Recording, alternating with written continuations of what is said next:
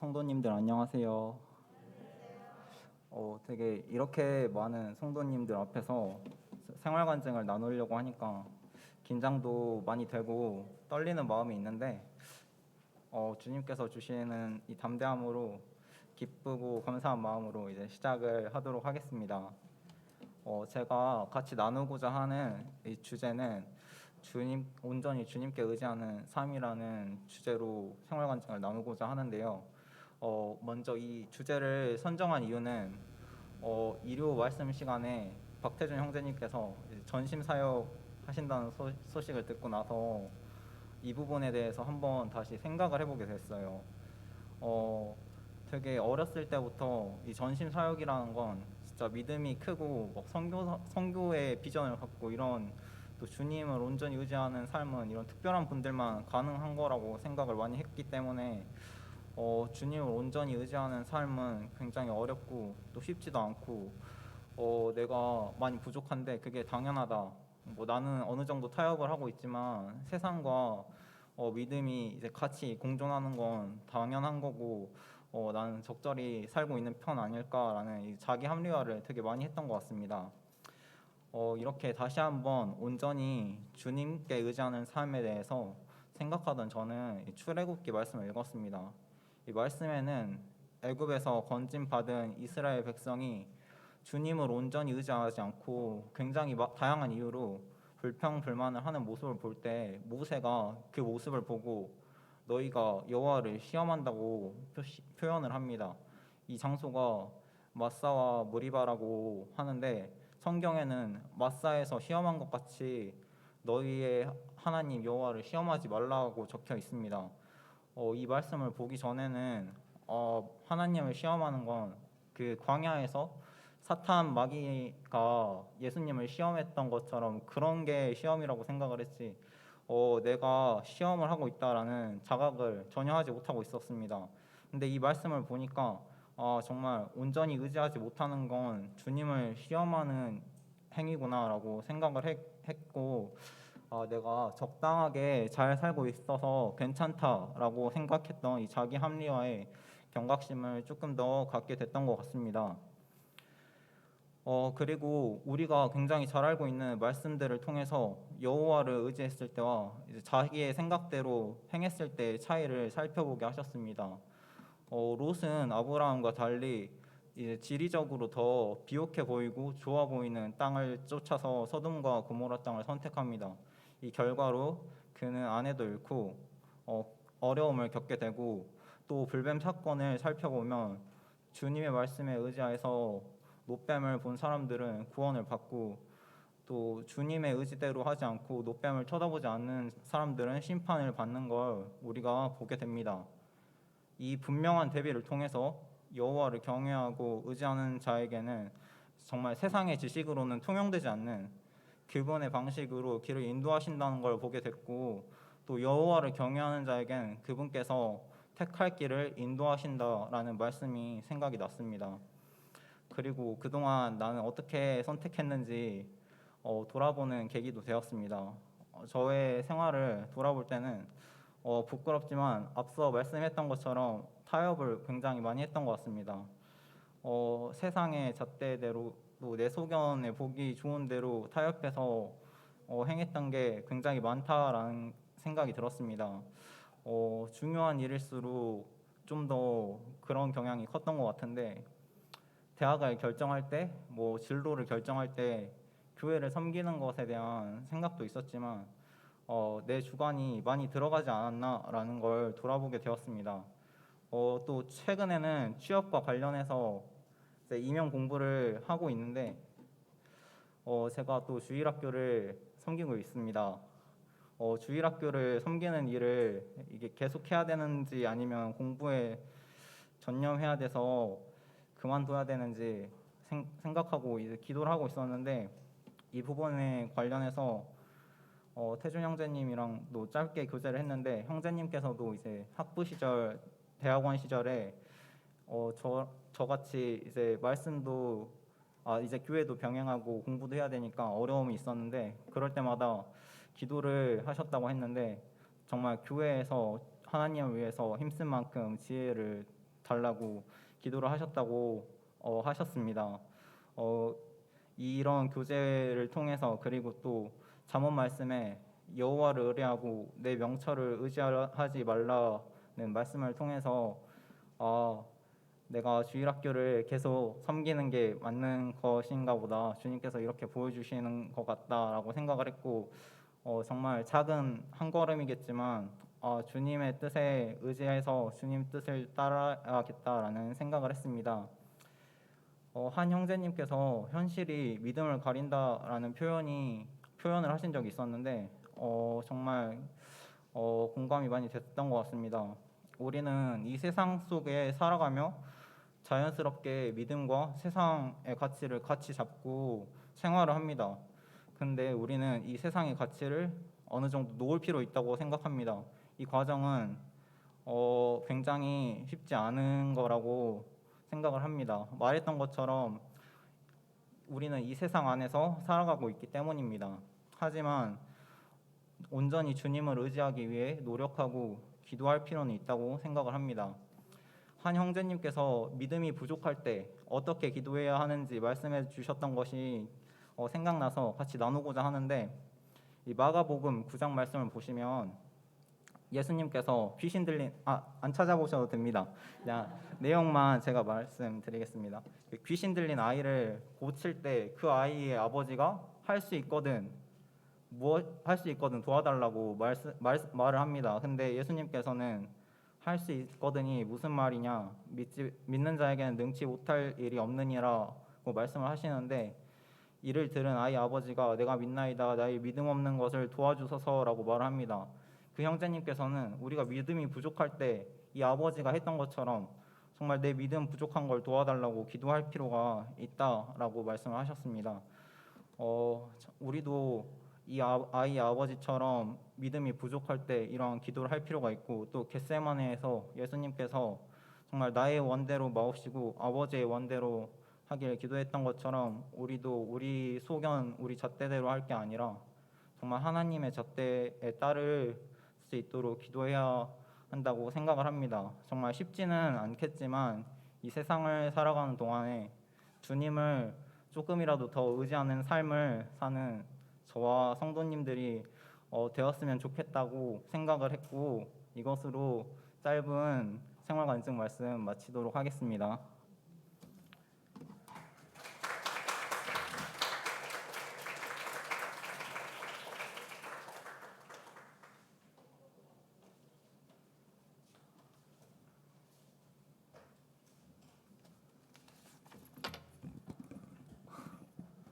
안녕하세요, 성도님들.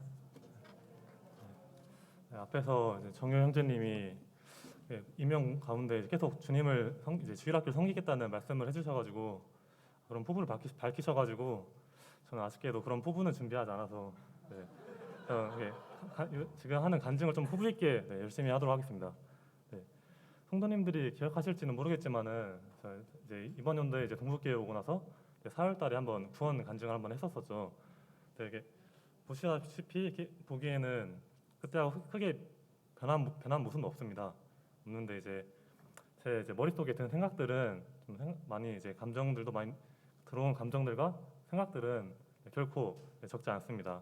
그래서 제가 이제 동북교회 와서 주님을 섬기면서 이제 느꼈던 그런 이제 생각들을 간증을 통해 이제 전해보려고 합니다. 제가 오늘 전할 간증에 대한 주제는 주님과 소통하는 삶을 통해 느낀 감사함입니다. 살다가 보면은 이제 남들에게는 말 못할 이제 고민이나 좀 걱정 같은 게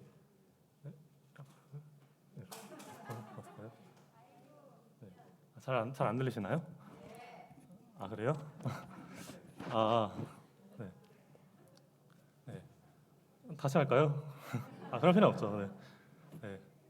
제가 오늘 전할 간증은 주님과 소통하는 삶에 대한 삶을 통해 느끼는 감사함입니다.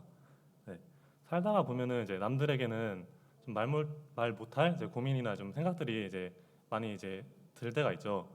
그럴 때마다 사람들은 이제 다른 사람 이제 각각 주위에 있는 사람들 이제 가족들이나 이제 친구들에게 같이 자신의 고민을 얘기하면서 그런 좀 상담을 하곤 합니다. 저는 제 성격이 이제 다른 사람한테 제 이야기를 잘 좀 부끄러움이 많아서 잘 하지 못하는 성격인지라 네, 물론 주위에는 그 제가 이렇게 고민 있을 때 말을 하면은 잘 들어주시는 분들이 잘 들어주시고 격려해 주실 분들이 계시다는 것을 알고 있지만 그래도 저는 네, 잘 말을 못합니다. 제 성격 때문에. 그래가지고 네, 제 생각을 하지만 이제 온전히 밝히고 이제 걱정과 고민들을 믿고 얘기할 수 있는 분이 계십니다. 네, 바로 네, 주님이십니다. 저는 매일매일 이제 기도와 말씀을 읽음으로써 주님과 소통을 합니다. 네, 고민이 있을 때 주님께 기도를 드리면은 일상의 삶 속의 삶 가운데 또는 말씀을 통해 주님께 이제 응답을 받습니다. 네, 정말 작은 고민 하나까지도 이렇게 들어주시는 응답해 주시는 주님을 생각할 때 정말 제가 하나님의 자녀로서 얼마나 사랑받고 있고 또 저를 얼마나 소중히 여기시는지 네, 느낄 때 참으로 감사가 됩니다. 그래서 제가 주님의 사랑을 느낀다고 이제 말씀드렸는데 이게 꼭 제가 이제 겪은 어려운 문제들을 해결해 주신다거나 또 제가 이제 강구했던 내용들을 꼭 들어주신다고 해가지고 이제 주님께 응답을 받았다는 얘기만 있는 건 아닙니다. 제가 이제 원했던 이제 생각들이 아니라 이제 주님은 이제 제게 응답으로 이제 제가 했던 생각들을 이제 부정하시기도 하며 또 제가 원했던 방향이 아닌 또 정반대 방향으로 또 가르치시기도 하고 또는 주님은 저를 강하게 징계하심으로써 제게 이제 응답을 주십니다. 하지만 이렇게 제가 원하는 이제 응답이 아님에도 이게 주님의 응답이라고 느낄 수 있었던 점은 이유가 시간이 지나고 이제 과거의 일들을 되돌아보았을 때 이제 그 주님께서 저에게 인도해 주셨던 길이 주님께 향할 수 있는 가장 좋고 옳은 길이었다는 것을 알 수 있었기 때문이었습니다. 네, 하나님 말씀 같이 읽어보겠습니다. 시편 37편 23절에서 24절입니다. 시편 37편 23절에서 24절입니다. 네, 같이 읽겠습니다. 시작. 여호와께서 사람의 걸음을 정하시고 그의 길을 기뻐하시나니 그는 넘어지나 아주 엎드러지지 아니함은 여호와께서 그의 손으로 붙드심이로다. 네, 정말 이렇게 저와 함께 해주시며 제 손을 놓지 않으시는 주님께 진심으로 감사를 드립니다.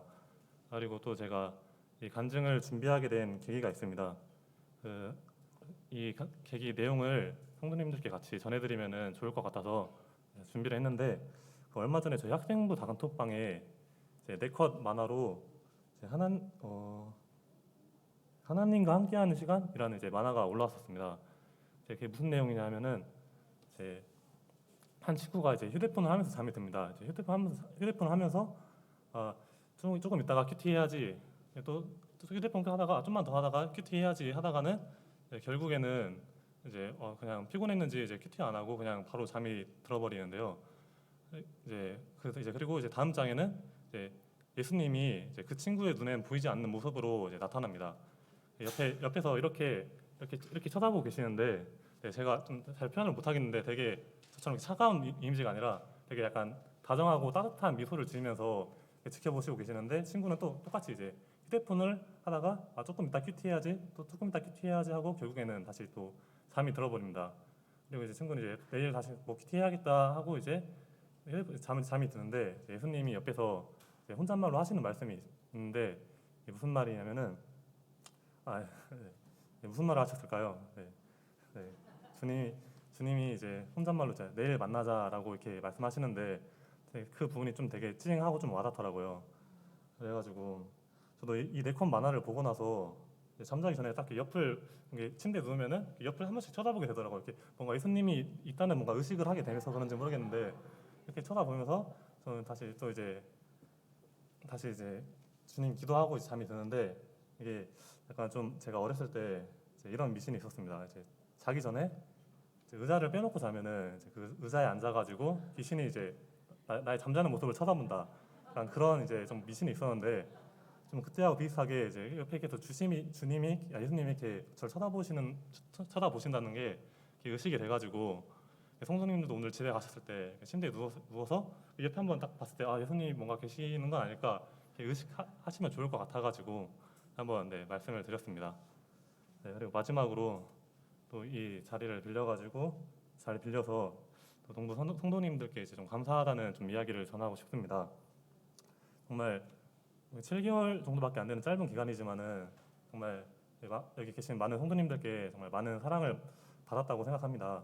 근데 제가 아까도 말씀드렸다시피 좀 이제 부끄러움이 많은지라 칭찬을 받을 때마다 감사합니다 하고 이렇게 그냥 지나갔었는데 이게 마음에는 엄청 감사한데 이게 다 전달되지 못한 것 같아서 이 자리를 통해서 이렇게 말씀드리고 싶었고 앞으로 이렇게 그냥 이렇게 좀 지나간다고 하면 싶으면은 칭찬을 이렇게 지나간다 싶으면은 이 형제가 정말 고마하게 생각하고 있구나라고 이렇게 생각해 주시면 감사하겠습니다. 네.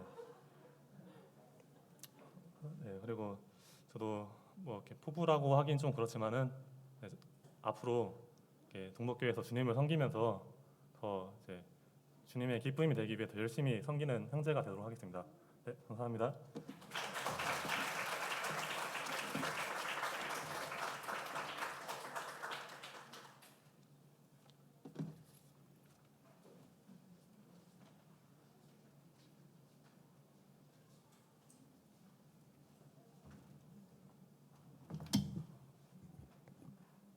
마스크 벗으세요.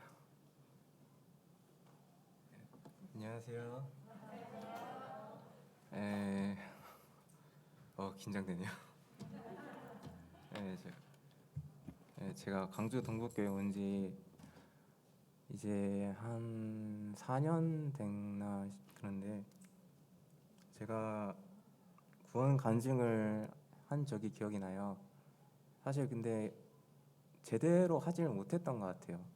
그래서 많이 아쉬움이 많았는데 이번 기회에 주님이 주신 이 구원 간증 기회가 감사가 되더라고요. 그러면 시작하겠습니다. 저는 일단 기쁜 소식 선교회라는 교회에서 모태 신앙을 가진 사역자의 아들로 태어났어요. 이제 복음을 알고 있었고 또 하나님이 누군 줄 알았고 또 교회 목사 아들로서 하나님을 좋아했습니다. 그런데 제가 받은 이 복음이 약간 불안정했어요. 그 교회에서 다니는 여러 수양회나 캠프나 이런 걸 가면 그렇게 많은 말씀을 듣고 또 복음을 들었는데도 사실 아무런 그 느낌이 안 왔더라고요. 그 마음에 남는 것도 없고 그냥 시간 때우다가 오는 곳이라고 여겨지게 되고 그 거의 세상과 다를 바가 없는 그런 곳에서 주님을 그 보려고 하니까 보이지가 않더라고요. 그냥 세상 노래도 그냥 자연적으로 흘러나오고 그리고 말씀도 들으면 졸리고 아무도 남는 것도 없고 그래서 저는 복음을 알았지만 복음을 통해서 드러나는 어떤 큰 변화나 달라진 모습이 보이지가 않았어요. 그래서 제가 좀 헷갈리기 시작했어요. 내가 구원을 받았나? 내가 받은 게 이 복음이 정말 맞나? 이런 생각을 하면서 좀 의구심을 그렇게 들면서 살아가고 있는데 이제 또 한 번 이사를 하게 됩니다. 저희 선교회에서는 이제 사역자가 7년 혹은 4년 사역하면 무조건 이사하는 게 원칙이었어요. 그래가지고 한 번 이사를 갔는데 그때가 그 중학교 3학년 때쯤에 이사를 가게 됐을 텐데 그때 제가 남중에 갔었는데 학교 생활에 적응을 잘 못했습니다. 그래가지고 마음에 좀 어려움이 많이 있었어요.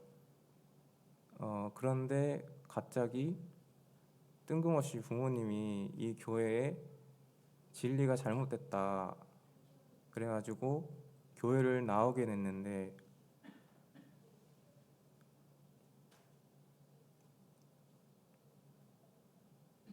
그냥 교회에서 저희 가정을 아무런 지원도 안 해주고 또 아무런 도움도 주지 않고 그냥 내쫓습니다. 그래가지고 저희는 거의 맨몸으로 쫓겨나다시피 쫓겨났고요. 빌린 돈인지 아니면 모아둔 돈인지 작은 빌라를 사서 아버지는 노가다를 하고 엄마는 작은 의료 자격증 하나를 가지고 있어서 그걸로 겨우겨우 기억해내가지고 작은 병원에 입사를 하게 돼요. 그리고 취업을 하게 됩니다. 제가 그래서 제 나이 고작 중학교 3학년 때인데 예민한 시기에 학교 생활도 적응도 못하고 교회의 그 모든 과정과 그 모든 과정을 눈으로 보고 또 듣다 보니까 제 마음에 한 가지를 잃어버렸어요. 저는 그때부터 세상에 대한 긍정적인 마음이 아예 죽어버렸습니다. 그래가지고 사실 지금도 세상 일에 좀 뭐랄까 비판적인 생각과 시각이나 생각이 기본적으로 깔려 있어요. 그래서 지금도 그래도 그나마 주님 안에서 이렇게 긍정적인 마음을 가지고 살아가고 있습니다. 이렇게 믿음의 배신을 당하고 나니까 제 안에 세상에 대한 원망과 교회에 대한 원망 그리고 이유를 모르겠는 허무함과 공허함이 제 마음에 채워지더라고요. 그리고 그 마음 그대로 고등학교에 입학합니다. 핑계지만 당연히 학업에 집중 못했고요. 친구 관계에 애매했어요. 그래서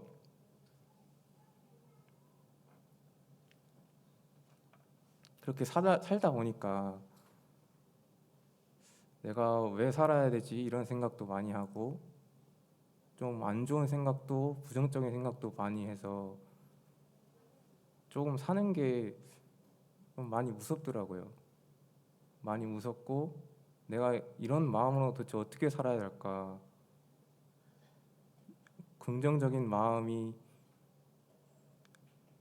가지려야 가질 수가 없는데 내가 어떻게 살아야 되지? 그래가지고 좀 두려워가지고 이 마음을 좀 막고자 잠시 철학에도 좀 빠져봤어요. 철학에도 잠깐 좀 빠져보기도 했는데 아무 소용이 없었고 성경을 읽어보자. 성경에서 답을 한번 찾아보자. 성경을 읽었는데 하필 전도서에 제 마음이 붙잡혀가지고 허무주의에 더 빠지게 됩니다. 그래서 지금도 저는 성경을 읽거나 볼 때 웬만해선 전도서를 안 읽어요. 네. 그래서 이렇게 삶의 의미를 잃어버린 채로 이렇게 살아가다가 이제 부모님이 삶의 안정을 찾고 교회를 찾기 시작했고 여기 광주 동북교회로 오게 됐어요. 처음에 오면 당연히 마음을 안 열었죠. 마음을 안 열고 믿음의 배신을 당했으니까. 근데 끌림은 여건 있었어요. 끌림은. 그러다가 이제 단기 선교를 통해서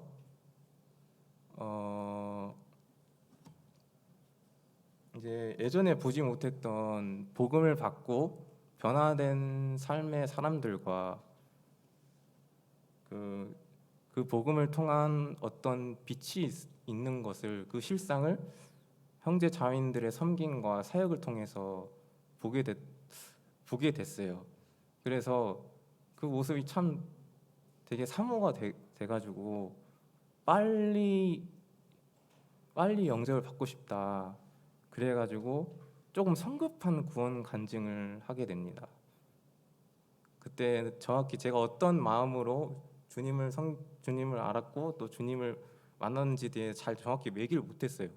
그냥 성급한 마음만 가지고 구원을 간증하다 보니까 그렇게 해서 이제 주님을 영접하고 성도로 여기 광주 동북교회로 오게 됐죠.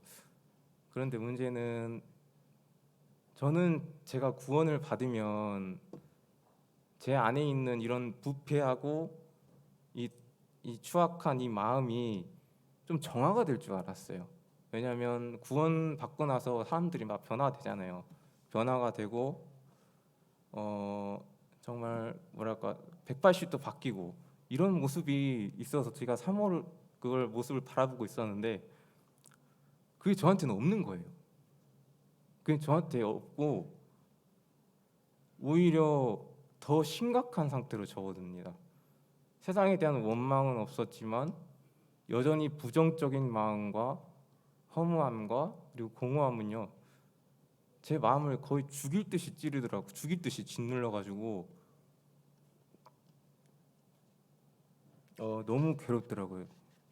그래서 저는 그때 알았어요. 아, 마음의 병이 사람을 진짜로 죽일 수 있구나 이렇게 생각했고, 그래서 주님을 진짜 엄청 원망했어요. 사실 이런 말씀을 드려도 될지 모르겠는데 주님한테 원망했던 기도를 그대로 하면요 나한테 왜 이러시냐고, 적어도 세상을 살아갈 수 있는 마음은 줘야 되지 않냐고, 왜 이 지경까지 나를 이끌었냐고 이렇게 원망했어요. 그리고 참 하지 말아야 될 원망도 많이 했어요. 여기에서는 웬만하면 말 안 드리는 게 좋을 것 같아서 이건 하지 않겠습니다. 그렇게 끙끙 앓고 있는데 신기하게도 늘 괴로울 때마다 그곳에 주님이 계시더라고요. 그래서 저한테 속삭이셨어요.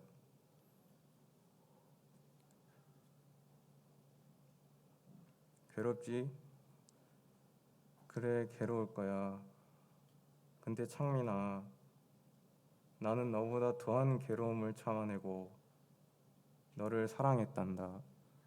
이렇게 저한테 속삭이시니까 주님의 아픔이 눈에 보이고 또 주님의 괴로움이 공감이 되더라고요. 그래서 제가 예배에 감사를 꾸준히 드릴 수 있었어요.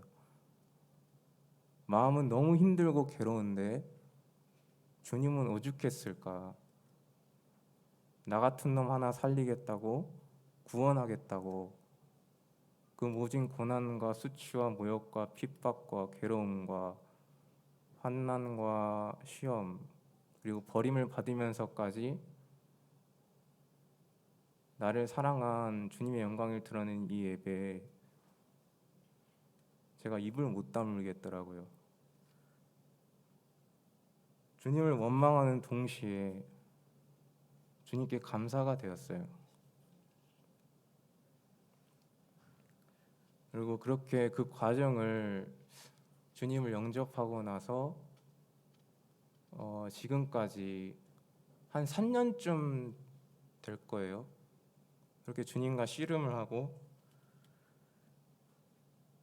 주님께서 한 가지 저에게 대답을 해주세요.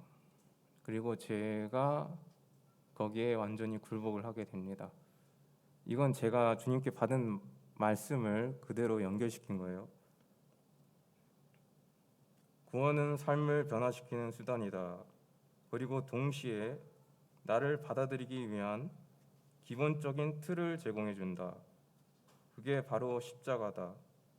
너는 삶으로 그 십자가를 만났다. 그리고 이것을 기억해라. 내가 사망에 이르게 할 아픔과 슬픔과 괴로움, 즉 너의 부패한 마음으로 인한 죄악의 형벌은 다 내가 십자가 위에서 지불했다. 그럼 이제 너 차례다. 너가 만난 그 십자가 받아들이고 짊어져라. 그리고 나한테 와라. 불편하고 불쾌해도 와라. 그게 너의 영광이야. 그렇게 저는 십자가를 마음으로 받아들이고 그렇게 받아들이니까 괴로웠던 것들이 당연하게 여겨지더라고요. 물론 괴로운 건 괴로운 거예요. 힘든 건 힘든 거고 여전히 제 마음에는 부정적인 마음은 살아있고 옛 본성이 그대로 있어요. 그런데 조금 더 견고해진 소망이 그 괴로운 순간이 지나면 기쁨과 평안을 주더라고요. 그래서 저는 앞으로 제 안에 무엇을 담든지 또 무엇을 비우든지 제가 살아가는 동안에 주님이 오실 때까지 십자가를 완성시켜서 주님께 영광을 돌릴 거예요. 이게 제 구원 간증이었고요. 데살로니가전서 4장 7절을 보시겠습니다.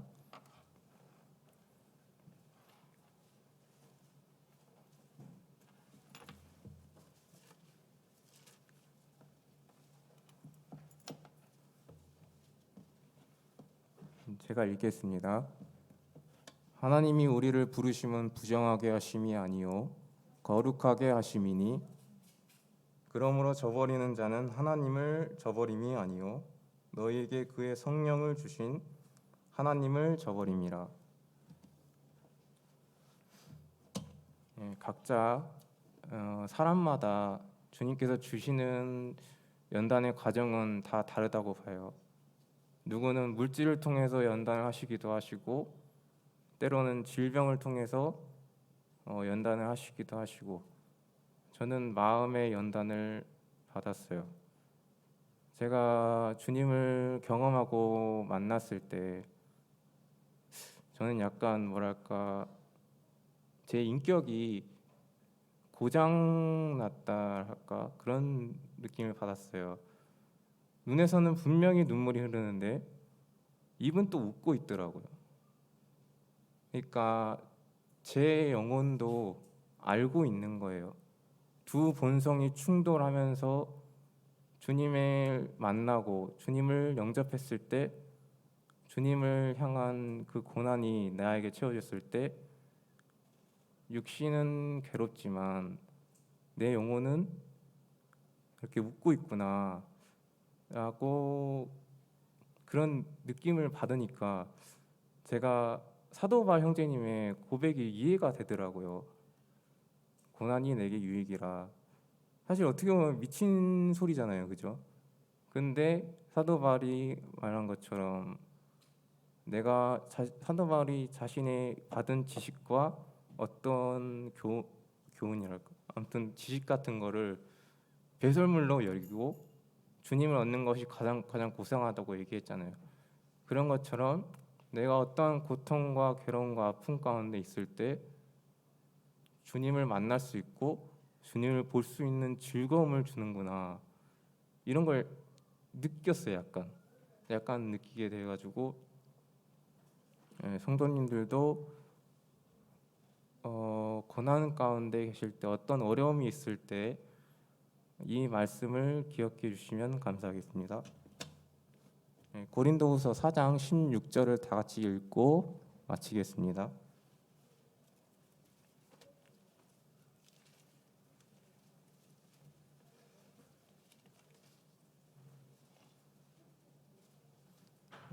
다 같이 읽겠습니다. 시작. 그러므로 우리가 낙심하지 아니하노니 겉사람은 패하나 우리의 속은 날로 새롭도다. 네, 이상으로 마치겠습니다. 감사합니다.